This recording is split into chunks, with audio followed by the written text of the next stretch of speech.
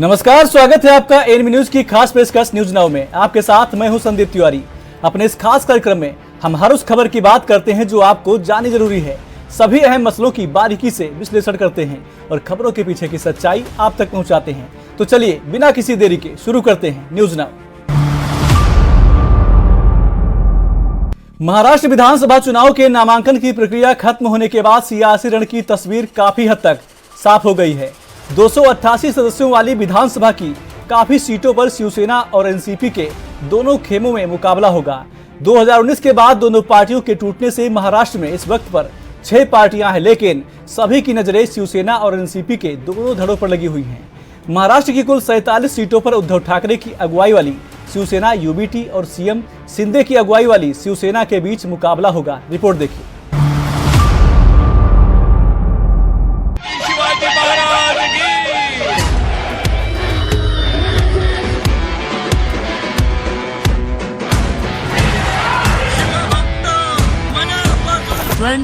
Four by 7 2047 के मंत्र के साथ हर पल आपके नाम।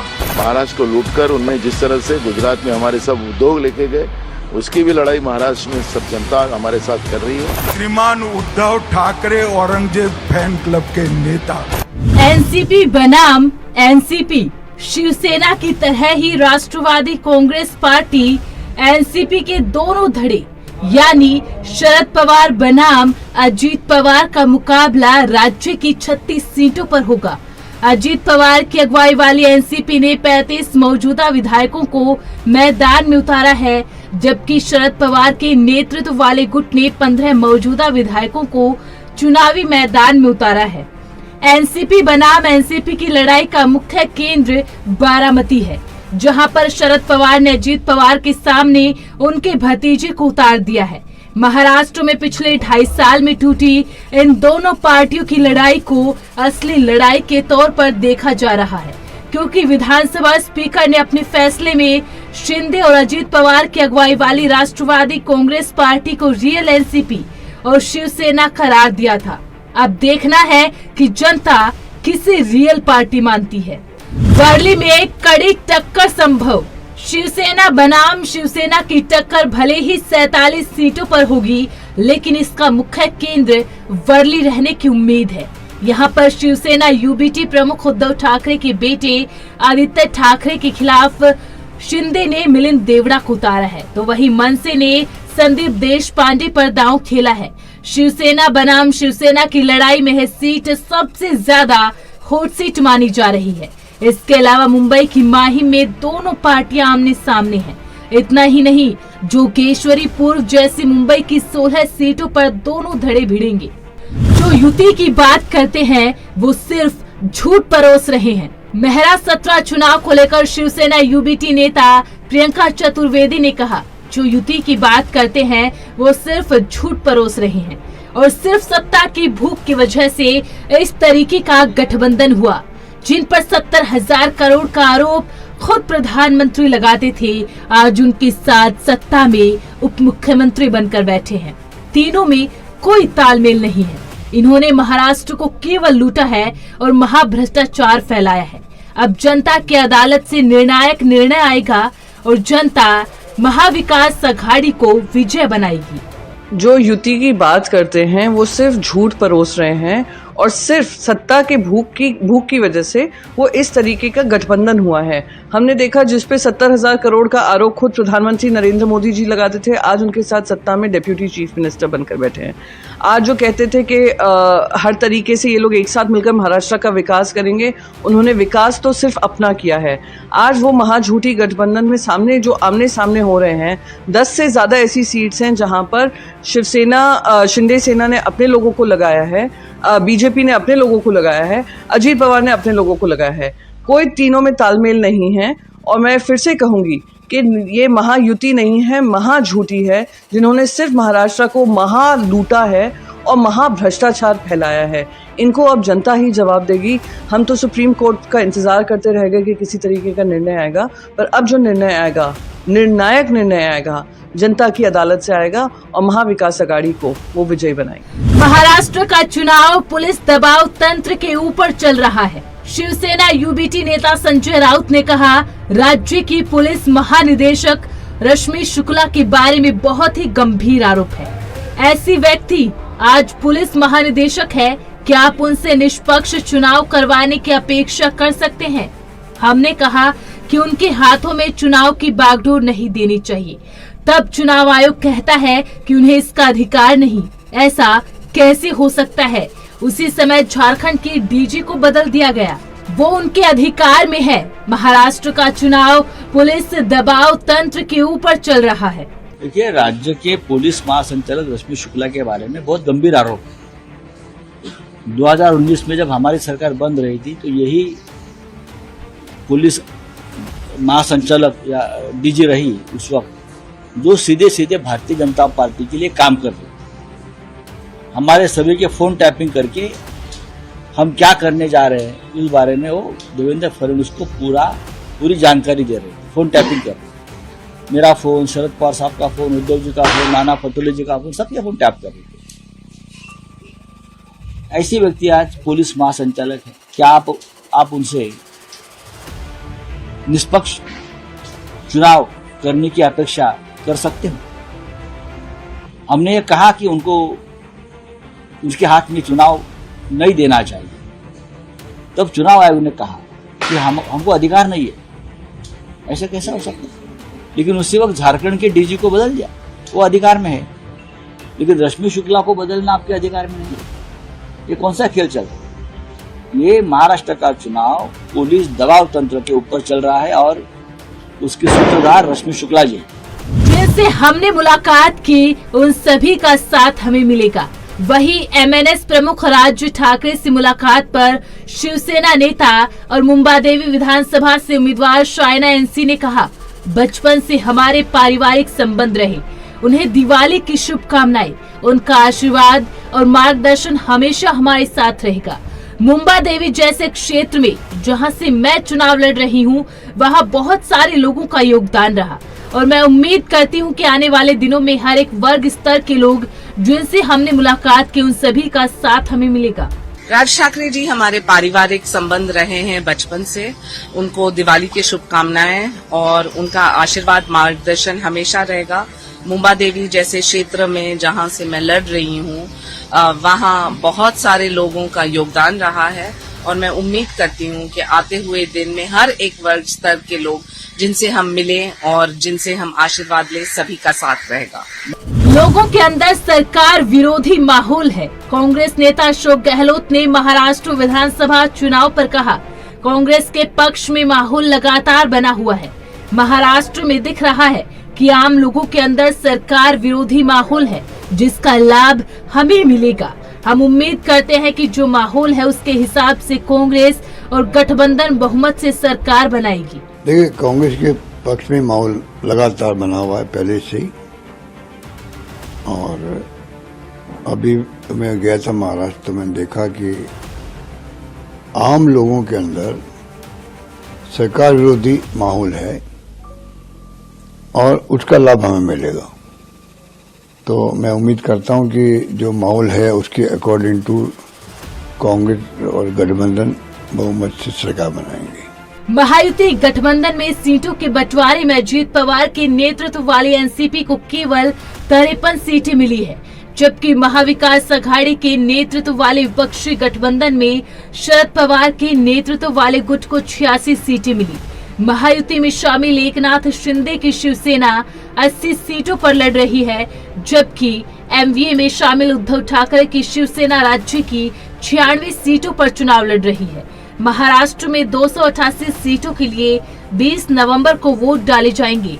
नतीजे 23 नवंबर को आएंगे। Special desk ANB news. Jharkhand विधानसभा चुनाव 2024 के पहले चरण में 13 नवंबर को 43 विधानसभा सीटों के लिए वोट डाले जाएंगे।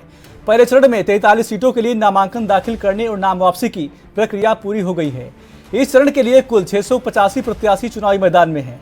दीपावली का त्यौहार खत्म हो जाने के बाद अब चुनाव प्रचार जोर पकड़ने लगा है।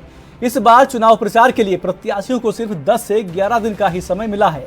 11 नवंबर की शाम को चुनाव प्रचार का शोर थम जाएगा।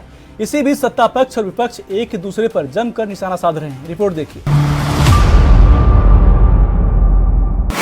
सभी सीटों पर एनडीए और इंडिया गठबंधन के बीच सीधी टक्कर। पहले फेज में दक्षिणी छोटा नागपुर, उत्तरी छोटा नागपुर, पलामू और कोल्हान प्रमंडल के अधिकांश सीटों पर मतदान है। हालांकि इस फेज में विभिन्न दलों और निर्दलीय उम्मीदवार चुनावी मैदान में हैं, लेकिन मुख्य मुकाबला एनडीए और इंडिया गठबंधन के उम्मीदवारों के बीच ही माना जा रहा है। कुछ सीटों पर जयराम महतो की पार्टी, अन्य क्षेत्रीय दल और निर्दलीय उम्मीदवार भी मुकाबले को त्रिकोणीय बनाने में जुटे हैं, जबकि 2 सीटों पर कांग्रेस और आरजेडी के बीच फ्रेंडली फाइट हो रही है। पहले फेज में इन 43 सीटों पर वोटिंग। झारखंड के पहले फेज में 13 नवंबर को जिन क्षेत्रों में मतदान होंगे उनमें ये 43 विधानसभा सीटें शामिल है। बीजेपी केवल जुमलेबाजी करती है। झारखंड चुनाव को लेकर जेएमएम के राज्यसभा सांसद और रांची से पार्टी प्रत्याशी महुआ माझी ने कहा, हमारी सरकार अपने काम के आधार पर वापसी करेगी। बीजेपी केवल जुमलेबाजी करती है, उनका एकमात्र एजेंडा यही है। लेकिन हमारी पार्टी जिस तरह से काम कर रही है, अंतिम व्यक्ति तक विकास का लाभ पहुंचा रही है, इतनी सारी योजनाएं लाई गई है। मैं चाहती हूं कि मैं राजधानी से जीतूं और यहां के लिए काम करूं। राजधानी नहीं लगती। रांची से जो बीजेपी के विधायक रहे, उन्होंने कोई काम नहीं किया।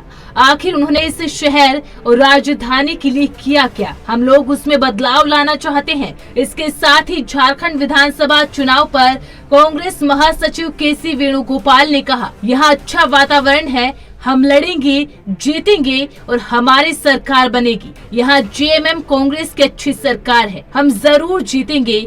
पिछली बार से हम बेहतर करेंगे। देखिए, हमारी सरकार अपने काम के आधार पे वापसी करेगी। भाजपा सिर्फ जुमलेबाजी करती है। चुनाव के पहले सिर्फ धर्म के नाम पे लड़ाना उनका एकमात्र एजेंडा है। पोलराइजेशन करना और कैसे हम यहाँ पे माहौल को खराब करें, कैसे पार्टी को तोड़े, कैसे प्रत्याशियों को तोड़े, कैसे जाति धर्म के आधार पर एक दूसरे के प्रति नफरत पैदा करे, एकमात्र एजेंडा उनका पिछले बहुत सारे सालों से चल रहा है। लेकिन हमारी पार्टी जिस तरह से काम कर रही है, अंतिम व्यक्ति तक विकास का लाभ पहुंचाने का काम कर रही है, इतने सारे जो उनके लिए योजनाएं लॉन्च हुई है, आप देख सकते हैं। और उनको किस तरह से धरातल पर उतारने की कोशिश, इंफ्रास्ट्रक्चर में बदलाव, शहर रांची शहर की बात करें तो कितनी जल्दी माननीय हेमंत सोरेन जी ने यहाँ पर फ्लाईओवर बना दिया। उन्होंने कहा हम 1 दर्जन बनाएंगे, क्योंकि जाम से मुक्ति दिलाना चाहते हैं शहर को। हम यहाँ राजधानी में आना चाहते हैं, इसलिए आना चाहते हैं। मैं तो राज्यसभा में हूँ, मेरा तो वहाँ आराम से हम बाकी हम 4 साल बिता सकते हैं। लेकिन मैं चाहती हूँ कि हमारी पार्टी अगर मुझे यहाँ से प्रत्याशी बनाई है तो मैं ये राजधानी सीट जीतूं और जीत कर मैं यहाँ के लिए काम करूँ। ये राजधानी नहीं लगती।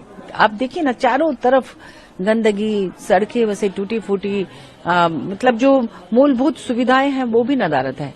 यहाँ जो विधायक रहे 30 साल तक, जिनको भारतीय जनता पार्टी के, जिन्हें जनता ने विश्वास करके चुना, उन्होंने क्या किया? यहाँ भारतीय जनता पार्टी के इन 24 सालों में लगभग 7 विधायक रहे, उन्होंने 7 सांसद रहे। विधायक तो 1 रहे, लेकिन सांसद 7 रहे। उनके मेयर, डिप्टी मेयर रहे, उनकी इतने सारे पार्षद रहे, कई मुख्यमंत्री रहे। 17-18 साल तक उनकी सरकार रही, इतने मंत्री रहे। केंद्र की सरकार उनकी थी, तो डबल इंजन की सरकार भी रही। तो आखिर उन्होंने किया क्या इस शहर के लिए, इस राजधानी के लिए?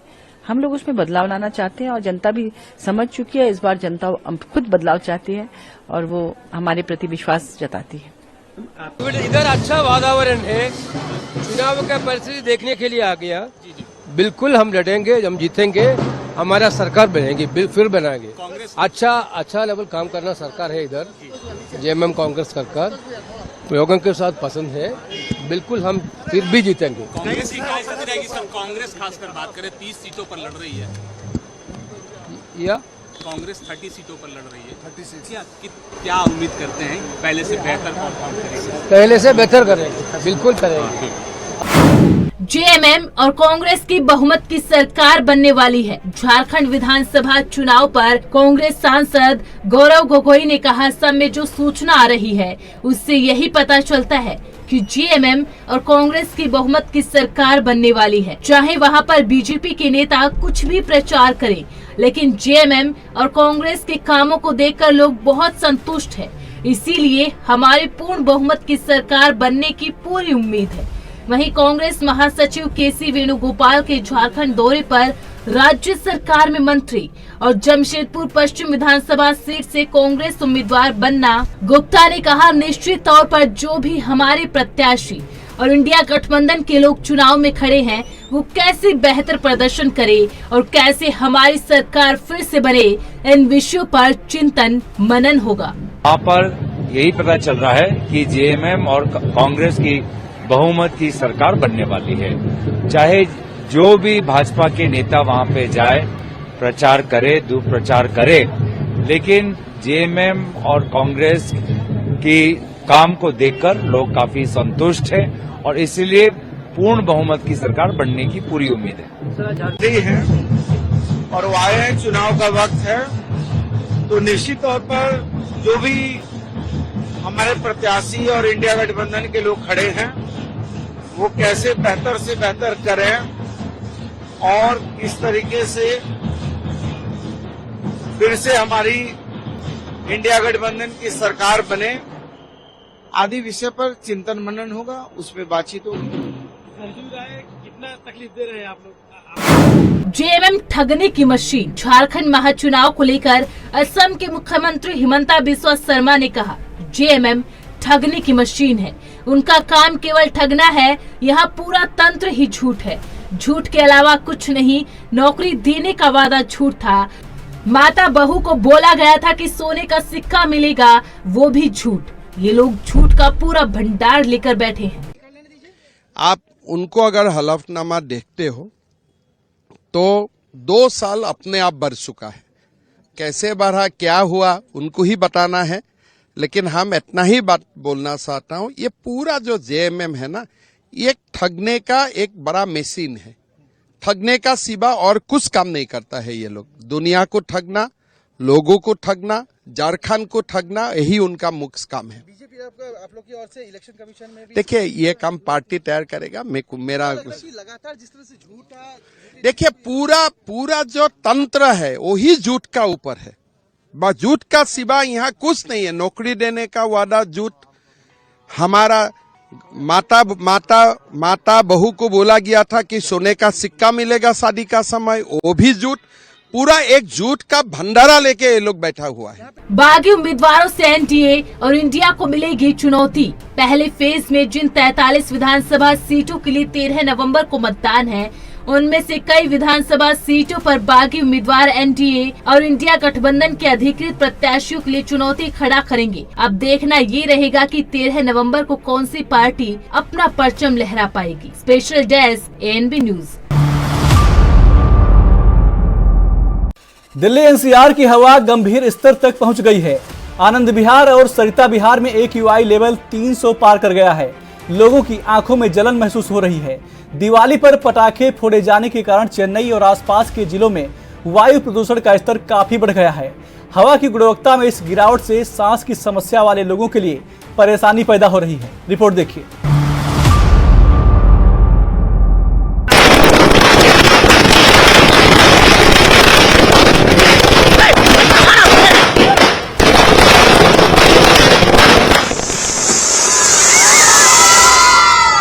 कई गुना ज्यादा बढ़ा प्रदूषण का लेवल। देश के तमाम बड़े शहरों में प्रदूषण की कोई कमी नहीं है, लेकिन दीपावली के मौके पर प्रदूषण का लेवल कई गुना ज्यादा बढ़ गया है।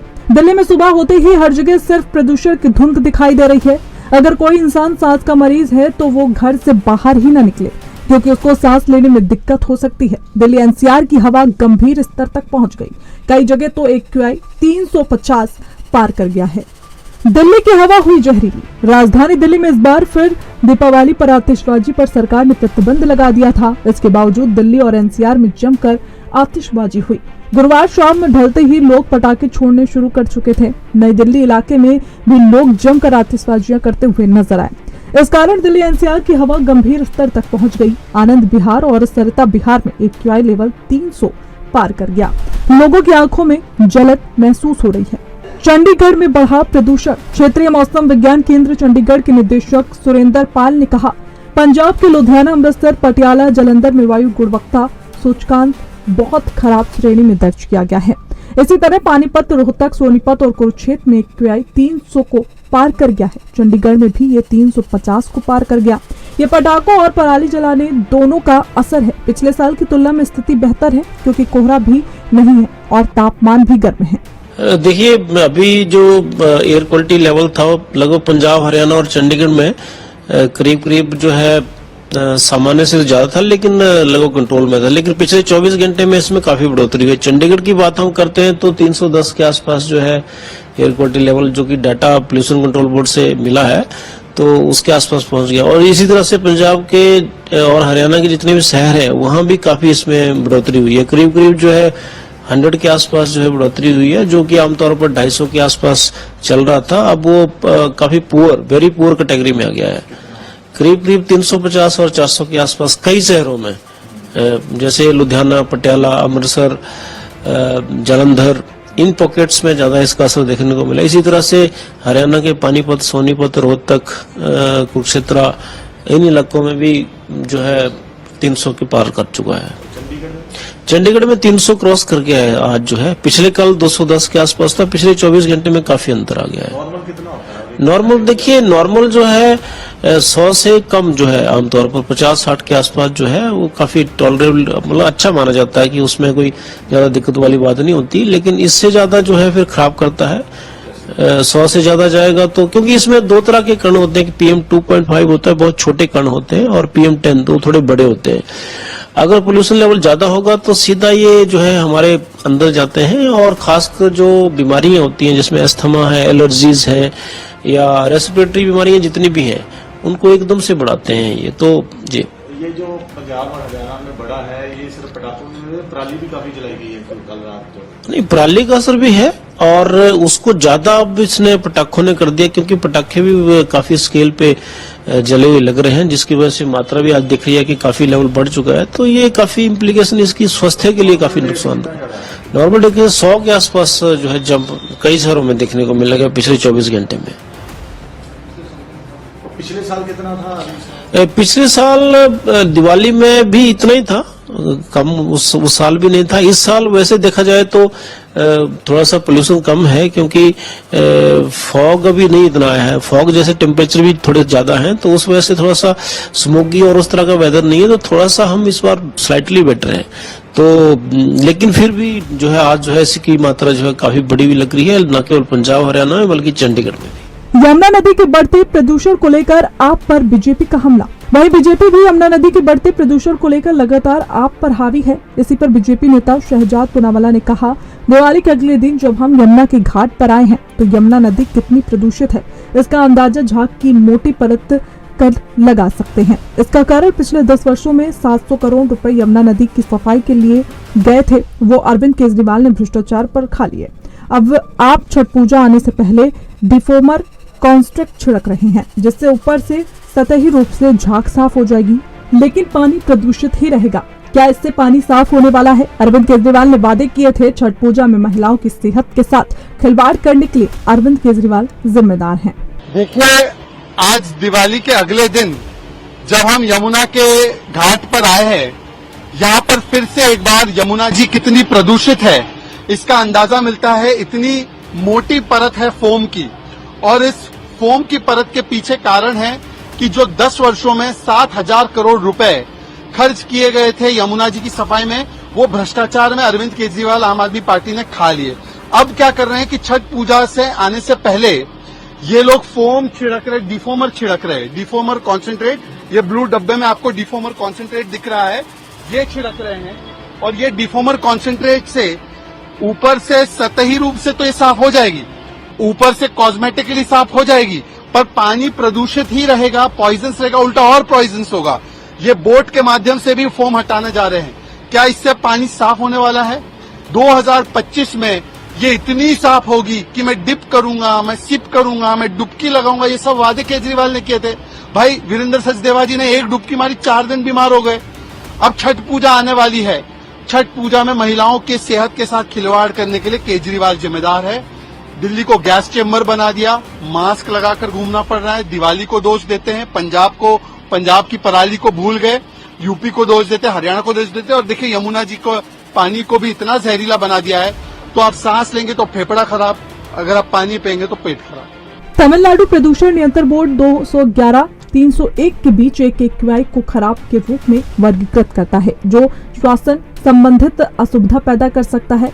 301-400 के बीच के स्तर को बहुत खराब के रूप में वर्गीकृत किया गया, जबकि 401-500 के बीच के स्तर को गंभीर माना जाता है। डॉक्टरों ने लोगों से प्रदूषण को कम करने के लिए त्योहार के दौरान पटाखों के उपयोग को सीमित करने का आग्रह किया है।